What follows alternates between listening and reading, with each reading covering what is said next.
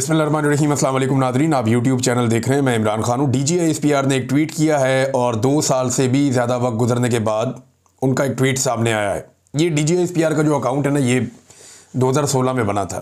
इस वक्त जो इसके फॉलोअर्स हैं उनकी तादाद 6.1 मिलियन है।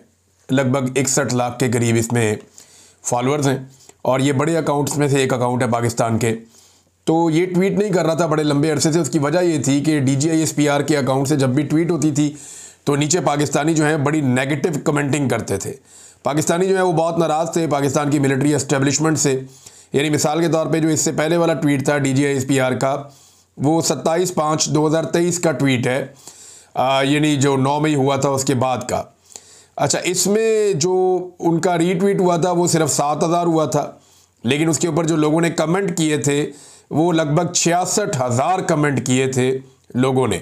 और जब आप ये कमेंट्स पढ़ते हैं तो आपको पता चलता है कि ज़्यादातर नेगेटिव कमेंट्स हैं। माजी में जब रिजीम चेंज ऑपरेशन नहीं हुआ, उससे पहले जब भी कभी DGISPR के अकाउंट से ट्वीट होता था तो उसके रीट्वीट्स ज़्यादा होते थे और कमेंट्स बहुत कम होते थे, यानी लोग ज़्यादातर उसको फॉलो करते थे। लेकिन जब रिजीम चेंज ऑपरेशन किया तो लोग नाराज़ हो गए और उसकी वजह से हज़ारों की तादाद में, बल्कि बहुत बड़ी तादाद में लोग जो है वो कमेंट करना शुरू हो गए और नाराज़ हो गए लोग। तो फिर ये ट्विटर अकाउंट तकरीबन बंद हो गया, गैर फ़ाल हो गया, यहाँ से ट्वीट नहीं होते थे। अब 2 साल के बाद एक ट्वीट किया गया है इस अकाउंट से। पहले तो आप ये देख लें कि ट्वीट है क्या। ट्वीट किया गया है, एक कार्रवाई की गई फ़ौज की जानिब से नॉर्थ वज़ीरिस्तान के इलाके में, और ये हसन खेल है नॉर्थ वज़ीरिस्तान डिस्ट्रिक्ट का, ये शुमाली वज़ीरिस्तान का इलाका है। और वहाँ पे वो ये बता रहे हैं कि इंडियन प्रॉक्सीज हैं फितनतुल खवारिज, उन्होंने जनाब इन्फिल्ट्रेट करने की कोशिश की है, घुसने की पाकिस्तान में अफ़गानिस्तान के बॉर्डर से, और फिर सिक्योरिटी फोर्सेस ने उनके साथ लड़ाई की है वहाँ पे। ये सारे सबूत जो हैं वो DGISPR ने यहाँ पे लगाए हैं। तारीखें उन्होंने बताई हैं ऑन द नाइट ऑफ 1 और 2, यानी 1 और 2 जुलाई की रात और 2 और 3 जुलाई की रात 2025 को ये मूवमेंट वहाँ पे हुई है। इसके साथ उन्होंने 2 स्क्रीनशॉट भी जो है वो शेयर किए हैं और इसमें एक पे तारीख लिखी हुई है 4/7/2025 और दूसरे पे भी यही तारीख लिखी हुई है। तो इन्होंने ये ट्वीट किया DGISPR ने और इसके ऊपर नीचे कम्युनिटी नोट भी लग गया। और हैरत की बात यह है कि पहली मरतबा ऐसा हुआ, 2016 में ये अकाउंट बना था, तब से लेकर अब तक ये पहली मरतबा हो रहा है कि इस अकाउंट का कमेंट्स का जो सेक्शन है वो बंद है। आप यहाँ पे अब कमेंट नहीं कर सकते। नेगेटिव कमेंटिंग इतनी ज़्यादा हुई है, यानी अभी तक जो पाकिस्तान की मिलिट्री एस्टेब्लिशमेंट है या फ़ौज के जो तर्जुमान हैं उन्हें इस बात का भरोसा नहीं है कि लोग उनकी बात को इत्मीनान के साथ सुनेंगे। उन्हें अभी भी ये लगता है कि लोग बहुत नाराज़ हैं और नेगेटिव कमेंटिंग होगी, लोग नेगेटिव कमेंट्स करेंगे, तो इसलिए शायद ये कमेंट बॉक्स बंद कर दिया गया है। और ये पहली मरतबा ऐसा हुआ है कि लोगों को बात करने की या जवाब देने की इजाज़त DGISPR की जानिब से नहीं मिली है। DGISPR ने जो बात की, इसके साथ मैं एक और बात को जोड़कर देखना चाहता हूँ। देखिए, ये वज़ीरिस्तान या फाटा के वो इलाके जो मर्ज हो गए हैं खैबर पख्तूनख्वा में, उनके बारे में अब ये दावा किया जा रहा है मुख्तलिफ ज़राए के हवाले से कि ये इलाके अब वफाक वापस ले लेगा। उसकी वजह यह है कि फाटा के इन इलाकों में बहुत बड़े पैमाने पर मादनियात मौजूद हैं और इन मादनियात पर कंट्रोल होना बहुत ज़रूरी है। अगर आपने अमेरिका को ये मादनियात बेचनी है या मगरबी ममालिक को आपने ये मादनियात बेचनी है, तो डोनाल्ड ट्रंप को मादनियात में बहुत दिलचस्पी है, आप जानते हैं, हम सब जानते हैं। और बड़ी बड़ी कंपनीज जो हैं वो किस तरह आपस में मिलकर काम करते हैं बड़ी बड़ी हुकूमतों के साथ, बड़े बड़े मुल्कों के साथ। तो उन्हें बड़ी दिलचस्पी है पाकिस्तान की मादनियात में, यूक्रेन की मादनियात में, जो बाकी ममालिक हैं अफ़गानिस्तान की मादनियात में बड़ी दिलचस्पी है। ये इराक़ भी तेल के पीछे गए थे। तो आलमी ताकतें हमेशा गरीब ममालिक की मादनियात पे, उनके वसाइल पर नज़र रखती हैं। अब DGISPR ने जो ट्वीट किया वो एरिया फाटा का है, यानी 2 साल के बाद। इस बीच में देखें ना, इंडिया पाकिस्तान की लड़ाई हुई है, DGISPR ने अपने ट्विटर को इस्तेमाल नहीं किया। इस बीच में एक जंग हुई ना इंडिया पाकिस्तान की मुबैना तौर पे, और उसके अंदर इंडियन तैयारे भी गिरे हैं। वहाँ पे भी DGISPR ने अपना ट्विटर अकाउंट इस्तेमाल नहीं किया। ट्विटर अकाउंट इस्तेमाल किया फाटा के इलाके में एक इंसिडेंट होता है, यानी वज़ीरिस्तान जिसका इंतज़ाम कर दिया गया था 25वीं आईनी तरमीम के ज़रिए से पाकिस्तान तहरीक इंसाफ के दौर में, कि ये अब खैबर पख्तूनख्वा का हिस्सा है और खैबर पख्तूनख्वा को इसके लिए बजट भी मिलेगा, पैसा भी मिलेगा, सपोर्ट के लिए फंड भी मिलेगा और खैबर पख्तूनख्वा के अपने जो फंड्स हैं वो उनको दिए जाएंगे। लेकिन हुआ ये कि अभी तक फाटा के फंड्स जारी नहीं किए गए, अभी तक खैबर पख्तूनख्वा की जो अदायगियाँ हैं वो भी नहीं की गई। बॉर्डर के ऊपर सिक्योरिटी को कामयाब बनाने में नाकामी का सामना रहा, यानी सिक्योरिटी फोर्सेस बॉर्डर को पूरी तरह से महफूज नहीं कर सकी। अगर इन सारी चीज़ों की जिम्मेदारी खैबर पख्तूनख्वा की हुकूमत पर डाली जाए और 27वीं आईनी तरमीम में फाटा को वापस वफाक के अंडर लाया जाए, तो जैसे ही फाटा वफाक के पास आएगा उसी वक्त फाटा के सारी मादनियात भी वफाक के पास आ जाएंगी। खैबर पख्तूनख्वा की हुकूमत तो माइंस एंड मिनरल्स बिल अब पास करवाने से रही, क्योंकि इमरान खान साहब की बड़ी क्लियर इंस्ट्रक्शंस आ गई हैं। तो वो बिल तो अली अमीन गंडापुर साहब ने कोशिश की, बिल तो वो पास नहीं हो रहा माइंस एंड मिनरल्स का। तो माइंस एंड मिनरल्स ही खैबर पख्तूनख्वा से अगर निकाल दी जाए, वफाक के पास आ जाए, तो फिर तो 5 मिनट का काम है, फिर तो मसला ही कोई नहीं रहेगा। तो हाफिज हमदुल्ला साहब ने भी इसके ऊपर एक इशारा दिया है। उनके मुताबिक उन्हें इस बात का शुबा है, वो खुलकर अभी नहीं कह रहे, वो कह रहे हो सकता है गलत हो, लेकिन ये इन्फॉर्मेशन उन तक गई है ना, तो उन्होंने कहा जी इस बात का शुबा है कि mines and minerals bill pass ना होने की वजह से 27वीं आईनी तरमीम में फाटा को खैबर पख्तूनख्वा में जो शामिल हो चुका है उसे 25वीं तरमीम के जरिए ये किया गया था, वो रिवर्स कर दिया जाएगा और वो वापस वफाक के पास चला जाएगा और ये आईनी अदालत भी बना लेंगे। तो नाजरीन, ये मैंने आपके सामने चीज़ें रख दी हैं। अब आप खुद अंदाज़ा लगा लें कि DGISPR का जो ट्विटर अकाउंट है वो कमेंट जो सेक्शन है उसको बंद करके एक ट्वीट करता है और ट्वीट फाटा के हवाले से है। हालांकि इससे पहले उन्हें इंडिया के मामले में ट्वीट करना चाहिए था, मोदी के मामले में ट्वीट करना चाहिए था, उन्हें फ़लस्तीन के मामले में ट्वीट करना चाहिए था, उन्हें ट्वीट करना चाहिए था पाकिस्तान के आर्मी चीफ ने जाकर फील्ड मार्शल ने मुलाकात की डोनाल्ड ट्रंप से, उस बारे में ट्वीट करना चाहिए था। बहुत सारी मुल्क के हवाले से, हमारी सिक्योरिटी के हवाले से बहुत इंपॉर्टेंट चीज़ें हुई हैं, बड़ी ज़बरदस्त डेवलपमेंट्स हुई हैं, लेकिन उनमें से किसी पे भी DGISPR ने ट्वीट नहीं किया। 2 साल से ये ट्विटर अकाउंट खामोश है, लेकिन अचानक वो ट्वीट करते हैं एक ऐसी चीज़ के बारे में जो नॉर्मल है। यहाँ बॉर्डर पे लोग कोशिश करते रहते हैं आने जाने की, लेकिन इस वक्त ये करना और साथ ही ये खबर आना कि जनाब वहाँ पे एक लड़ाई शुरू की जाएगी, एक ऑपरेशन का माहौल बनाया जाएगा, फाटा को जो है वो वापस वफाक के अंडर लेकर उसके माइंस एंड मिनरल्स, उसकी मादनियात पे कंट्रोल ले लिया जाएगा। अब ये एक कहानी है, देखते हैं इसके ऊपर खैबर पख्तूनख्वा की हुकूमत और बाकी पॉलिटिकल पार्टी जो है वो किस तरह का रद्द-ए-अमल देती हैं। नाज़रीन, अलीमा खान साहबा ने एक ट्वीट किया इमरान खान साहब को लेकर, ये इंपॉर्टेंट है। मैं पहले आपको वो ट्वीट पढ़ के सुना देता हूँ। अंग्रेज़ी में उनका ट्वीट है, उसकी ट्रांसलेशन मैंने रखी है। वो ये कहती है कि इमरान खान को आइसोलेट कर दिया गया है, अलग थलग कर दिया गया है, तन्हाई का शिकार कर दिया गया है। गुज़िश्ता 8 माह के दौरान इमरान खान अडयाला जेल में लगातार बढ़ती हुई तन्हाई का शिकार हो रहे हैं। जेल के कवायद व ज़वाबित के मुताबिक नंबर 1, 5 पॉइंट उन्होंने लिखे हैं, गालिबन शायद इससे ज़्यादा हैं, मैं देख लेता हूँ।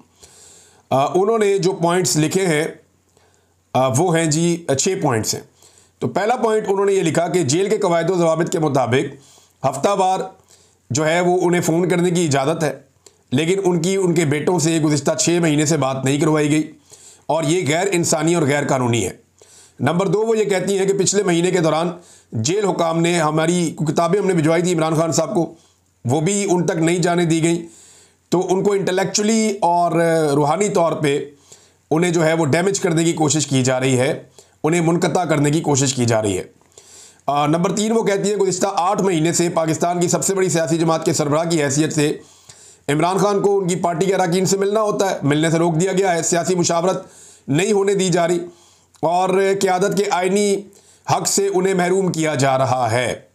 नंबर 4 पॉइंट वो ये लिखते हैं इमरान खान को कई हफ्तों से उनकी कानूनी टीम तक मुनासिब रसाई नहीं दी जाती, हत्ता कि जो मंगल आया था 1 जुलाई को, उनके वकील को इमरान खान साहब से मिलने के लिए जो वक्त दिया गया उसमें उनकी मुलाकात सिर्फ 95 सेकंड यानी 95 सेकंड तक इमरान खान साहब की 1.5 मिनट की अपने वकील से मुलाकात हुई। ज़हीर अब्बास नाम के वकील हैं जो इमरान खान साहब को मिले थे। 5वां पॉइंट वो ये लिखती हैं कि हमारे ख़ानदान को कई महीनों से इमरान खान से मिलने से रोक दिया गया है।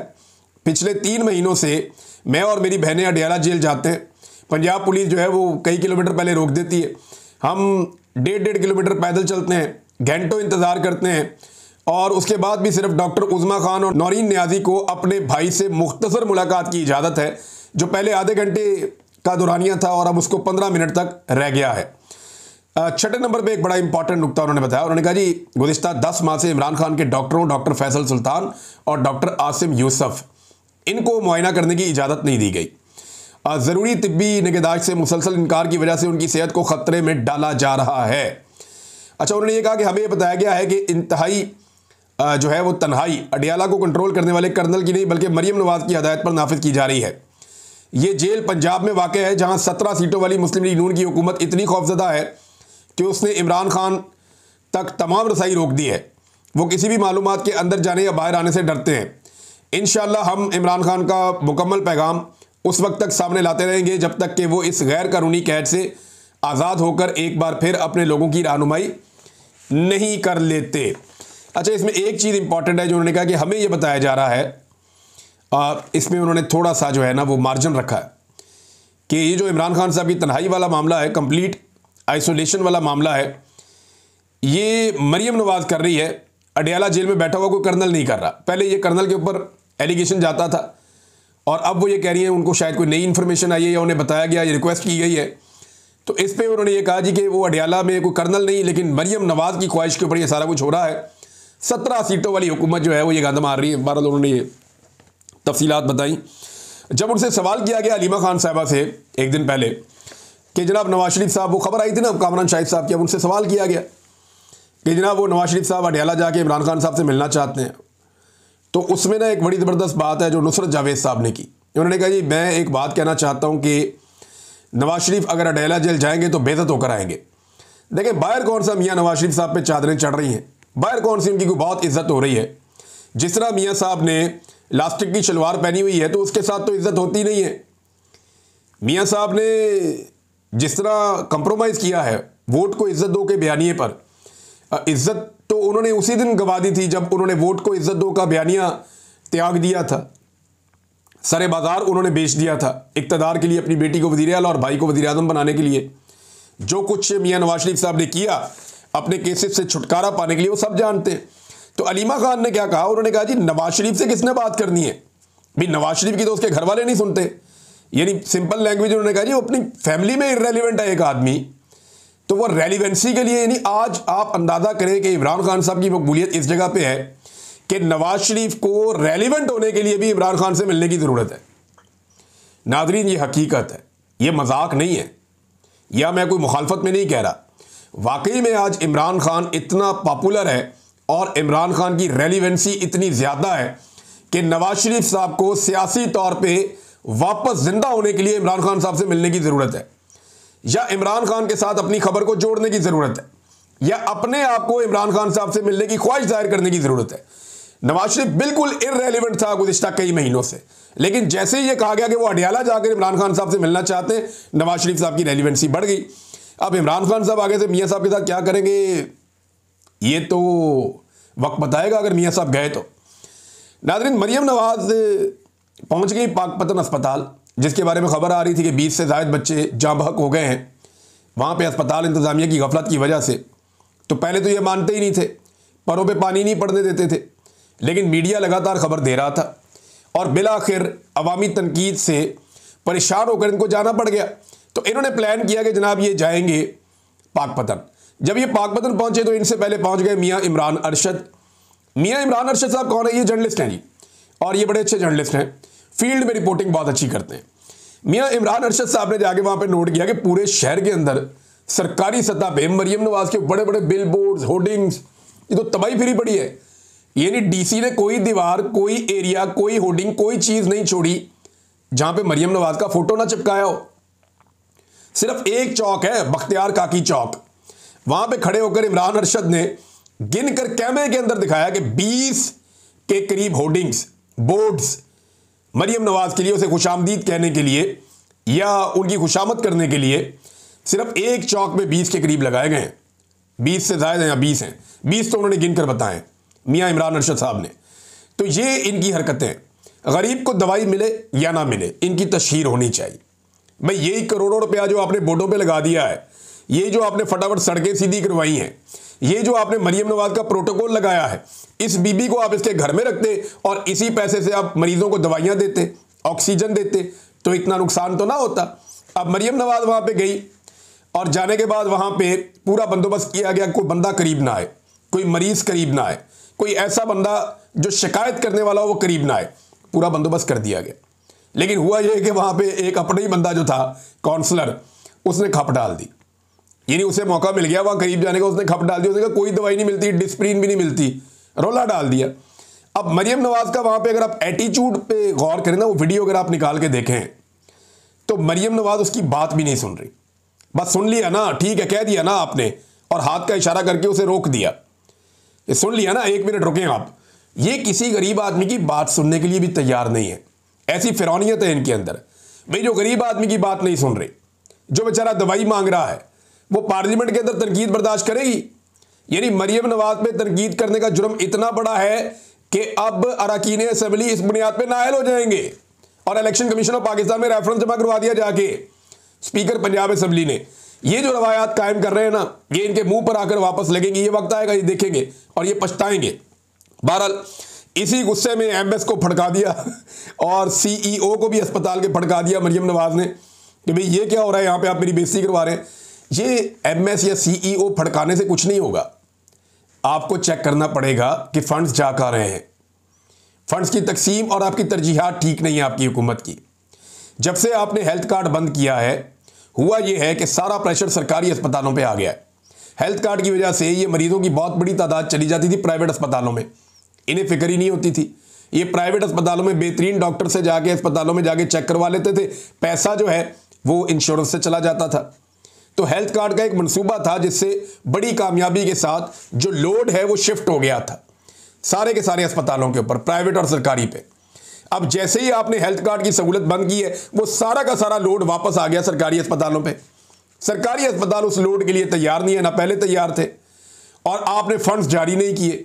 उसके बाद ये तो होना था जो हो रहा है। तो आपकी पॉलिसी में खराबी है, बंदों में उतनी बड़ी खराबी नहीं है। बंदे भी गलत होते हैं, बंदे भी 2 नंबरियां करते हैं। अच्छा, ऐसे लोगों को सजा मिलनी चाहिए, लेकिन एक्चुअल जो खराबी है वो आपकी पॉलिसी के अंदर है। एमएस और सीईओ हेल्थ जो है वो गिरफ्तार करवा दिए गए जनाब वहां पे। तो आपको पाकिस्तान के अक्सर अस्पतालों में अब यही करना पड़ेगा। आप जिस अस्पताल में जाएंगे, भी अस्पताल चले जाएं, वहां पे लोग पंखे अपने कंधों पे रख के लेकर आ रहे हैं, लाके लगा रहे हैं अपने मरीजों के लिए। वहां पे भी जाके आपको फिर डॉक्टर्स को, सीईओ को, एमएस को, सबको आपको मुअत्तल करना पड़ेगा, गिरफ्तार करवाना पड़ेगा। तो ये करप्शन आपको अपने अंदर रोकनी पड़ेगी, और जो इंटेलेक्चुअल करप्शन आपके अंदर है उसको रोकना पड़ेगा, उसको ब्रेक लगानी पड़ेगी। नाज़रीन, 2 बड़े अहम इशू हैं, मैं दोनों आपके सामने रख देता हूं। एक तो चीनी मजीद महंगी हो गई है और इसकी खबरें अखबारात में छप रही हैं हर जगह पे। 2 से 3 रुपए किलो मजीद चीनी महंगी हुई है। ये जो शुगर माफिया है ना, इन्होंने पाकिस्तान बनने से लेकर अब तक कभी इतनी दिहाड़ी नहीं लगाई जितनी दिहाड़ी इस रजीम चेंज के बाद लगाई है। वजह यह है कि ये शुगर माफिया बेनिफिशरी है इस पूरे रजीम चेंज का। आप देखें ना, जितने भी लोगों की शुगर मिले हैं या शुगर के कारोबार से वाबस्ता हैं, वो सारे रजीम चेंज के बाद इस सेटअप का हिस्सा है।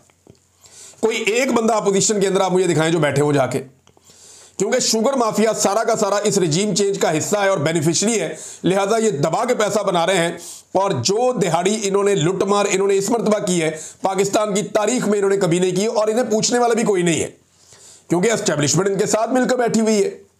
वही चीनी एक्सपोर्ट करते हैं, वही इंपोर्ट करते हैं, कीमत 81 रुपए बढ़ा देते हैं। 61% का चूना लगाया इन्होंने इस कौम को, खरबों रुपए का, और अभी तक ये चूना लगा रहे हैं और ये चूना लगाते रहेंगे, क्योंकि रोकने वाला ही कोई नहीं है, इनके ऊपर हाथ डालने वाला ही कोई नहीं है। एक बड़ा अजीबोगरीब नाज़रीन और बड़ा खौफनाक स्कैंडल आया जेल से, और ये पकड़ा है खदीजा शाह साहिबा ने। हुआ ये है कि मैंने आपको कल बताया था कि उन्होंने जेल के बाहर टेस्ट करने के लिए कैंप लगाया कि जो लोग जेल में रहे हैं वो आके अपने मुफ्त टेस्ट करवा लें, ताकि पता चल जाए उनको कौन सी बीमारियां, उनका इलाज बर वक्त किया जा सके, क्योंकि 9 लोग इंतकाल कर गए हैं। जो लेटेस्ट इंफॉर्मेशन है उसके मुताबिक जितने लोग जेलों में गए उनमें से 9 लोग जेलों से बाहर आने के बाद इंतकाल कर गए हैं। इनको हार्ट अटैक का प्रॉब्लम हो रहा है, कुछ को कैंसर का प्रॉब्लम हो रहा है, और कुछ को प्रॉब्लम हो रहा है हेपाटाइटिस का। ये हो कैसे रहा है इसके बारे में एक अब तहकीक सामने आई है, और जितने भी वहां पे कैदी हैं उन्होंने आकर बताया कि हमारे साथ हुआ क्या है। हुआ यह कि जेल के अंदर ज़बरदस्ती कैदियों के बाल भी कटवाए जाते हैं और उनकी शेव भी करवाई जाती है, और एक ही औजार से नाई ये करता है। यानी नाई ब्लेड चेंज करने का किसी किस्म का तकल्लुफ ही नहीं करता, जेल है ना, जेल के अंदर कैदी क्या कह सकता है कि जनाब ब्लेड चेंज कर दो। वो नहीं चेंज करेगा तो आप क्या कर सकते हैं? वो यहां पे बैठ के शेव करेगा, उसकी करेगा, उसकी करेगा, उसकी करेगा, और जबरदस्ती करवाते हैं। ये कैदियों ने बताया। कितनी खौफनाक बात है भाई। एक कैदी है, उसको कोई मौलिक बीमारी है, उसको हेपेटाइटिस है, कैंसर है, या उसे कोई और बीमारी है, तो वही बीमारी जो है वो दूसरे कैदी में मुंतकिल हो जाती है जब आप उसी ब्लेड से दूसरे कैदी की शेव बनाते हैं। और ये खदीजा शाह ने बताया, बड़ी खौफनाक बात है। इसके ऊपर तो इक़दाम कत्ल के मुकदमात होने चाहिए सुपरिटेंडेंट जेल पे और बाकी लोगों के ऊपर। इसकी गैर जानिबदाराना तहकीकात होनी चाहिए। क्या वाकई में इंसानों को ये कीड़े मकोड़े ही समझ लिया इन्होंने? और मैं तो मिसाल के तौर पे कहता हूं भाई, एक ही ब्लेड के साथ सारे कैदियों की शेव हो रही है, ये तो बहुत बड़ा जुर्म है। यानी ये कैसे हो सकता है? मुमकिन कैसे है? सरकारी बजट से जनाब आपको पैसे मिलते हैं, अब वो नाई आ गया, वो जबरदस्ती बिठा रहे हैं लाला के सिपाही कि जनाब इसके भी बाल काटो, इसकी भी शेव करो। जो नहीं करवाना चाहते उन्हें जबरदस्ती बिठाया जाता है और फिर उनकी शेव की जाती है। और वो कैदी ये बता रहे हैं कि एक ही ब्लेड से वो सबकी कर रहे होते हैं। अब बेशुमार लोग बीमार होते हैं। ये बीमारियां इस तरीके से फैली हैं। सेहतमंद लोग जेलों में गए, फिर उनके साथ जो सलूक हुआ, एक तो जो जेलों की कैपेसिटी थी उससे 3-3 गुना लोग ज़्यादा जेलों में ठूंस दिए गए। उसके बाद जो उनसे सलूक किया गया, गंदा पानी पिलाया गया, फिर एक ही ब्लेड। ये बड़ा खौफनाक है। इस पे मुकदमात होने चाहिए, ये लोग गिरफ्तार होने चाहिए जिन्होंने ये किया। अगर आज नहीं होगा तो कल ये ज़रूर होना चाहिए। नाज़रीन, कुछ और ख़बरें हैं लेकिन यहाँ वक्त बहुत हो गया है। नेक्स्ट चीज़ें मैं आपके साथ शेयर करूँगा अगले वीलॉग में। अब तक के लिए इतना ही। अपना ख्याल रखिएगा, अपने इस चैनल का भी। अल्लाह हाफ़िज़।